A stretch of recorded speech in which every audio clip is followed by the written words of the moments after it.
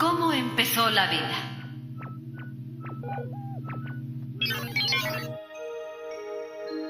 La Tierra se formó hace unos 4.500 millones de años junto con el resto de los planetas del Sistema Solar. Probablemente era una masa incandescente que se fue enfriando poco a poco. La joven Tierra tenía una gran cantidad de energía que se manifestaba de diversas formas. La actividad volcánica debía ser entonces mucho más abundante de lo que es ahora. Enormes masas de roca incandescente ocuparían grandes territorios. El calor interno haría que la temperatura de la superficie fuese bastante más alta que en la actualidad. A esto hay que añadir la luz ultravioleta y el calor del sol, descargas eléctricas de rayos y la radioactividad, que se sumaban al calor procedente de los volcanes. Los estudios sobre los volcanes actuales hacen suponer que la atmósfera primitiva tendría gran cantidad de hidrógeno que se iría perdiendo gradualmente, ya que al ser tan ligero podría escapar al campo gravitatorio. Además habría metano, amoníaco y agua.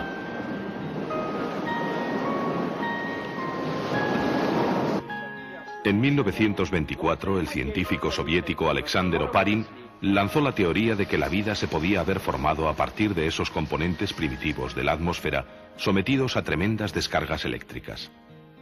En los océanos primitivos se formarían unos compuestos orgánicos sencillos que constituirían un medio ideal para el desarrollo de la vida. En 1953, Stanley Miller de la Universidad de Chicago, con la ayuda de Harold Urey, reprodujo en un laboratorio la atmósfera primitiva mezclando metano, amoníaco, agua e hidrógeno.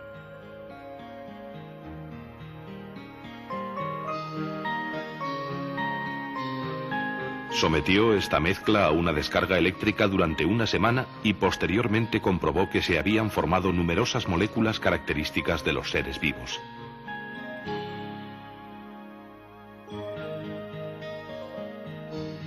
Miller demostró que los gases de la atmósfera primitiva de la Tierra, expuestos a una gran cantidad de energía, pudieron combinarse para formar compuestos orgánicos similares a los que se encuentran en los seres vivos.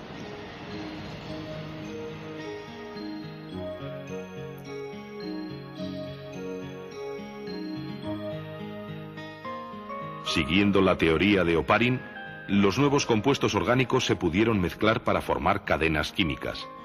Con el tiempo, algunos de estos productos químicos en forma de cadena se asemejarían a las proteínas actuales.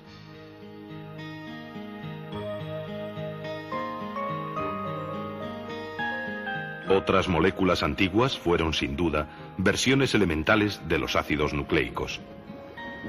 Durante millones de años, tales sustancias químicas se formaron y se destruyeron bajo las violentas radiaciones solares.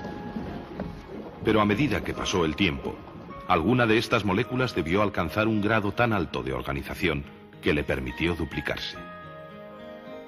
Estas moléculas, que probablemente eran ácidos nucleicos, en su proceso de evolución lograron incorporar proteínas a su estructura. Así nació una relación entre las dos clases de moléculas. Con una membrana que les confirió cierta autonomía, las proteínas y ácidos nucleicos formaron las primeras unidades de vida.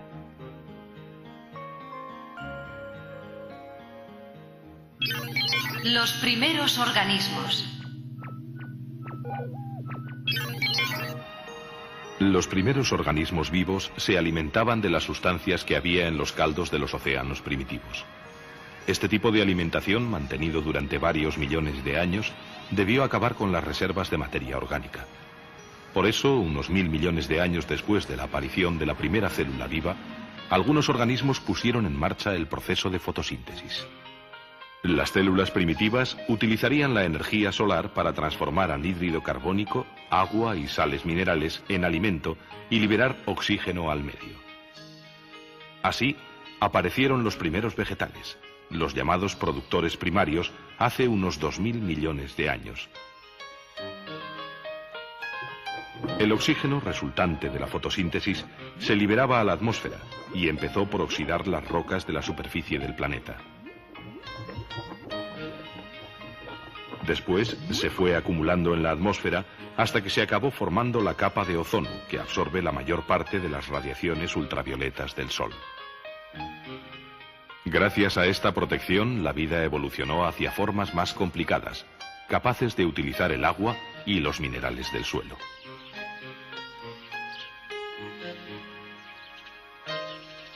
Harían falta millones de años para que los organismos vivos fueran adquiriendo el aspecto con que ahora los conocemos. ¿En qué momento empezó la vida exactamente? ¿Y por qué tomó una forma determinada y no otra? Son dos preguntas todavía sin respuesta. Pero se sabe que la vida no existiría de la manera en que hoy la conocemos sin la continua intervención de las plantas durante millones de años.